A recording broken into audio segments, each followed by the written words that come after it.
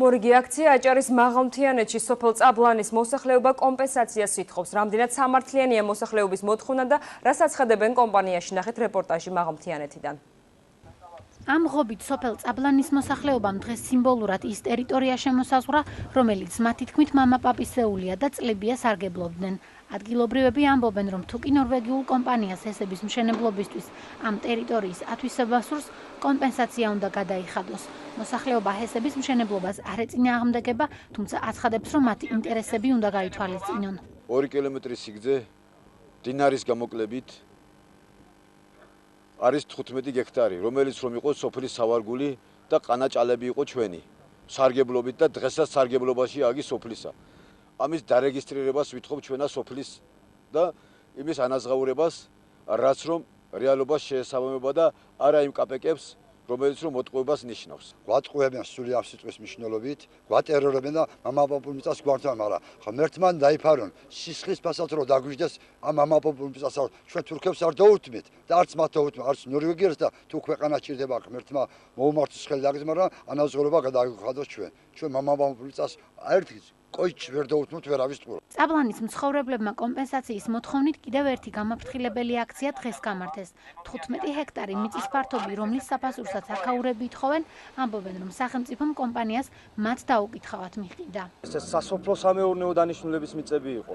ერა რომ მეწყერმა წაიღო, ჩვენ მაინც შევძლებდით ამის ქცევას იმისათვის, რომ გამოგვეყენებია თუნდაც ინერტული მასალით, თუნდაც მოსავლის მიღებით, მაგრამ უკვე გამოჩნდა ახლა რომ გადაუცია სახელმწიფოს ჩვენი კუთვნილი მიწები ჩვენ დაუკითხავთ.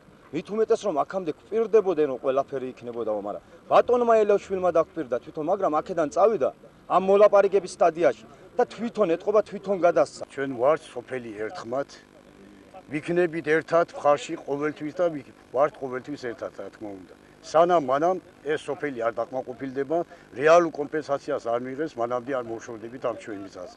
აქციის მონაწილეებთან ერთად უფლებადამცველი თამაზ ბაკურიძე იმყოფებოდა. მისი თქმით, ისევე როგორც ჰესების მშენებელმა კომპანიამ, ასევე სახელმწიფომ მოსახლეობის ინტერესები უნდა გაითვალისწინონ. თამაზ ბაკურიძე აცხადებს, რომ წაბლანის მცხოვრებლების მოთხოვნები სამართლიანია. ხალხი ითხოვს ის, რაც მათ წინაპრებმა ისტორიულად დაუტოვეს, მათი საკუთრება, რომელიც ესმით რომ უნდა დათმონ, იმიტომ რომ ეს მნიშვნელოვანი პროექტია, მაგრამ არამც და არამც მათ ხარჯზე. კომპენსაცია იყოს რეალური, არ იქნება არც მშენებლობა, აი დღეს ზღვარი გაიდო უკანონობასა და ხალხს შორის. კომპანია აჭარისწყალი ჯორჯიას წარმომადგენელი განმარტავს, რომ მოსახლეობის კომპენსაციით დაკმაყოფილება კომპანიის ვალდებულება არ არის. თორნიკე რიჟვაძის თქმით, თუკი შესაბამისი სამსახურები მათ მიწის მესაკუთრეებად აღიარებს, კომპენსაცია ექსპერტიზის დასკვნის საფუძველზე გაიცემა. თუ სოფელი გადაწყვეტს, რომ აღნიშნული მიწის ნაკვეთი ეკუთვნის კონკრეტულ ოჯახს ან კონკრეტულ ინდივიდს, ჩვენ მზად ვართ, რომ გადავიხადოთ გარკვეული საკომპენსაციო თანხა. რაც შეეხება თვითონ საკომპენსაციო თანხის განსაზღვრას, ჩვენ დაქირავებული ყავს ცალკე საექსპერტო დაწესებულება, დამოუკიდებელი ექსპერტი, რომელიც ახდენს ქონების შეფასებას და ამ განსაზღვრული ფასის მიხედვით ხდება უკვე შემდეგ საკომპენსაციო თანხების გადახდა მოსახლეობისთვის. მოთხოვნების შეუსრულებლობის შემთხვევაში წაბლანის მცხოვრებლები მასშტაბური აქციის გამართვას ბათუმში გეგმავენ.